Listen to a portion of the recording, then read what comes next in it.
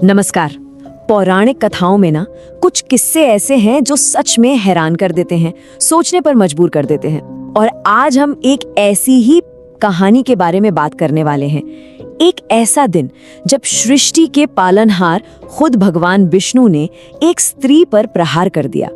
और यही सवाल इस पूरी कहानी के केंद्र में है। मतलब सोचिए, ऐसी क्या मजबूरी, ऐसी क्या नौबत आ गई कि स्वयं भगवान विष्णु को एक स्त्री का वध करना पड़ा, और वो भी एक ब्राह्मण स्त्री का। चलिए आज इसी उलझी हुई गुत्थी को मिलकर सुलझाते हैं। लेकिन इससे पहले कि हम कहानी में आगे बढ़ें, एक बात समझना बहुत जरूरी है। ये कोई आम स्त्री नहीं थी। जी नहीं, वो थी असुरों के गुरु शुक्राचार्य की माँ। और बस इसी एक बात ने इस पूरी घटना को और भी ज्यादा पेचीदा बना दी। तो ये सब शुरू कहाँ से हुआ?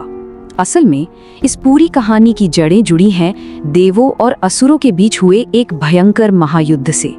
इस जबरदस्त युद्ध में जीत हुई देवों की, असुरों की इतनी बुरी हार हुई, इतनी विनाशकारी हार हुई कि बस यहीं से उस सिलसिले की शुरुआत हुई जिसने आगे चलकर सब कुछ बदल दिया। अब जान बचाने के लिए भागते हुए असुरों को कोई तो सुरक्षित ठिकाना चाहिए था, है ना?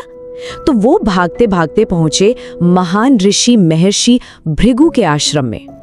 लेकिन एक पेंच था। महर्षि भृगु तो उस वक्त आश्रम में थे ही नहीं, पर उनकी पत्नी वहां मौजूद थी। और असुरों की वो बुरी हालत देखकर उन्होंने उन्हें शरण दे दी, अभय दान दे दिया। ये एक ऐसा फैसला था जिसने आने वाले वक्त में देवताओं और यहाँ तक कि खुद भगवान विष्णु के लिए भी एक बहुत बड़ी चुनौती खड़ी कर दी।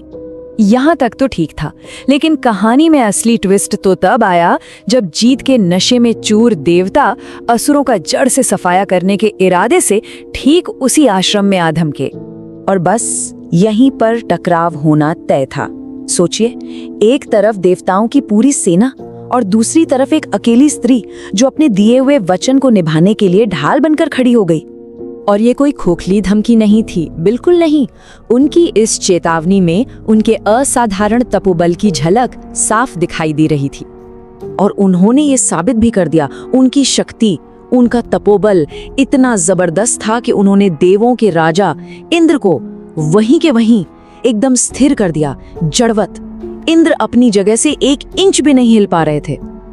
अब सोचिए देवों की हालत। उनका राजा एकदम बेबस खड़ा है और पूरी सेना विनाश के कगार पर है। ऐसे में उन्होंने अपनी आखिरी उम्मीद, अपनी अंतिम आशा को पुकारा। डर और बेबसी में इंद्र ने मदद के लिए भगवान विष्णु को पुकारा। यही वो पल था जब सब कुछ दांव पर लग चुका था, कोई और रास्ता बचा ही नहीं था। और उस हताश पुकार को सुनकर भगवान विष्णु युद्ध के मैदान में प्रकट हुए। सबको लगा चलो अब तो संकट टल जाएगा, लेकिन इसके ठीक उल्टा हुआ। ये टकराव तो अब एक और भी ज्यादा भयानक मोड़ लेने वाला था। तो अब आमने सामने थे भगवान विष्णु और महर्षि भृगु की पत्नी, और यहाँ से हालात बहुत तेजी से बिगड़ने वाले थे। उस स्त्री ने अब अपनी आखिरी और सबसे बड़ी चुनौती सीधे भगवान विष्णु के सामने रख दी। उन्होंने सिर्फ इंद्र को ही नहीं बल्कि अब विष्णु को भी भस्म करने की बात कह डाली। अब भगवान विष्णु के सामने एक बहुत बड़ा धर्म संकट था। एक पल में एक फैसला लेना था। एक तरफ एक स्त्री थी और दूसरी तरफ पूरे ब्रह्मांड का संतुलन, धर्म की रक्षा। उस एक पल में एक बहुत ही कठोर निर्णय लेना जरूरी हो गया था। और तब भगवान विष्णु ने अपना सुदर्शन चक्र चलाया। वो दिव्य शस्त्र सीधा उस स्त्री की ओर गया और पलक झपकते ही उनका सिर उनके धड़ से अलग हो गया। इस टकराव का अंत एक चौंकाने वाले हिंसक तरीके से हुआ। चलो, देवताओं पर आया संकट तो टल गया, लेकिन एक स्त्री की हत्या, और वो भी एक ब्राह्मण स्त्री की, इस कर्म का एक बहुत गहरा परिणाम होना तो तय ही था। असल में ये इस कहानी का अंत नहीं था, ये तो एक और कहानी की शुरुआत थी। महर्षि भृगु के क्रोध की कहानी, उनके श्राप की कहानी।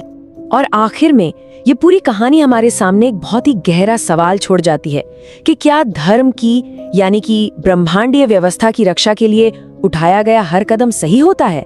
इसकी नैतिक सीमाएं क्या होनी चाहिए? ये एक ऐसा सवाल है जिस पर विचार करना बहुत जरूरी है।